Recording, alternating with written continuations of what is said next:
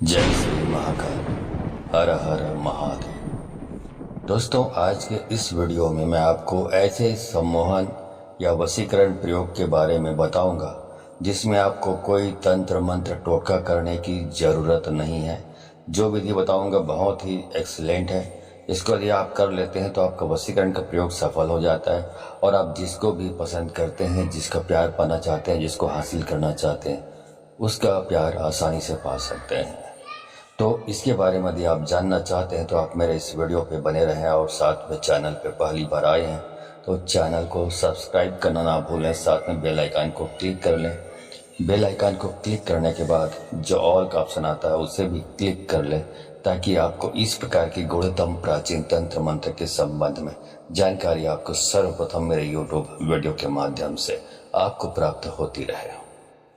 दोस्तों, आज के इस वीडियो में मैं आपको एक ऐसे दिव्य शक्ति का प्रयोग दे रहा हूं कि आप सुनकर हैरान हो जाएंगे।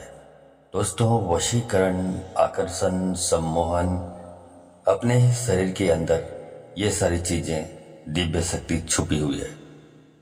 और आपको बता दूं कि एक बार एक महात्मा से मेरी मुलाकात हुई थी, तो मैंने यूं ही चलते फिरते पूछा था कि गुरुजी, आप भी मुझे भी कोई अच्छा सा मंत्र बताइए जो जन कल्याण के काम आ सके। तो उसने ये जो विधि है, ये जो प्रयोग है, मुझे बताया था लेकिन उसको किसी प्रकार से विश्वास करने में थोड़ी देरी हो रही थी। फिर अचानक से एक पुस्तक मेरे को मिली पढ़ने के लिए। उस पुस्तक में भी इसी बात का वर्णन था जो उस महात्मा ने मेरे को बताया था। तो आज उसी उपाय को जो उसने मुझे बताया था उसको आपको बताने जा रहा हूँ। ध्यान से समझ लीजिए। पहले जब महात्मा ने बताया तो मुझे भी यकीन नहीं हो रहा था कि कैसे बिना तंत्र मंत्र और टोटका के वशीकरण सफल हो सकता है।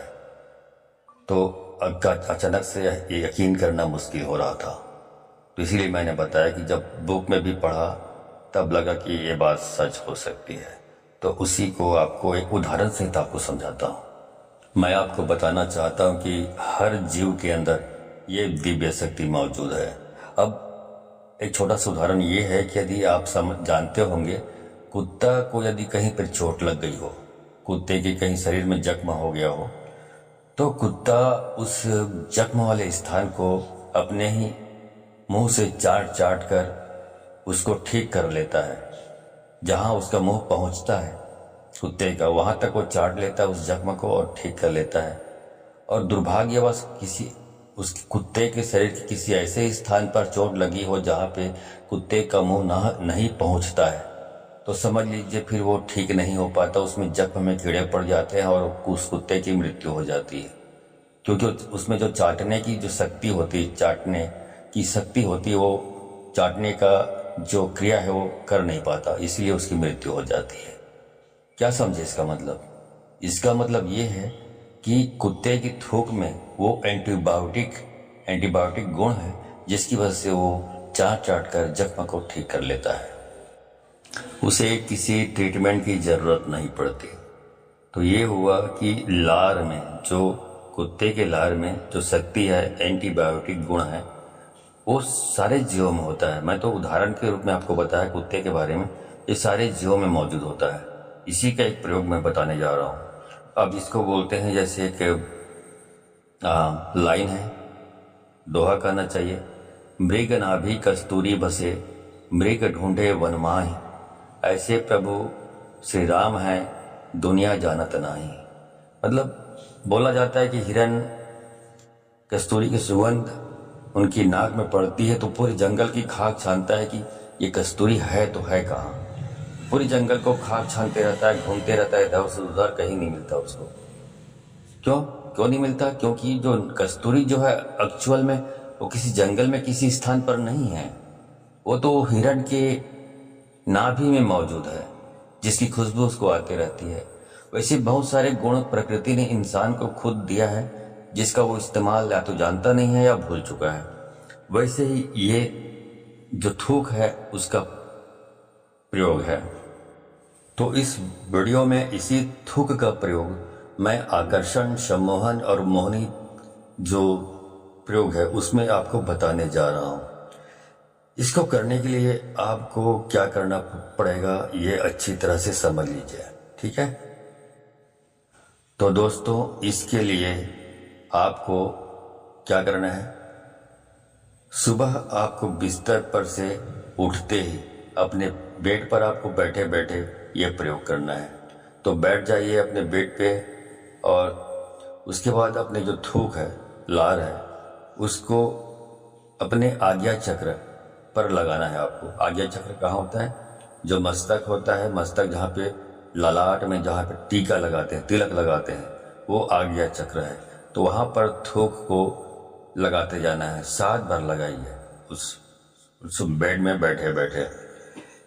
तो ये रोज आपको यही काम करना है। उसके बाद ही कुछ दूसरा काम करना है, चाहे आप टूथपेस्ट लगाएं, मुंह साफ करें, दांत साफ करें, इसके बाद ही करना है। उसके पहले कुछ नहीं करना, वही काम करना है जो थूक वाला मैंने बताया, ठीक है।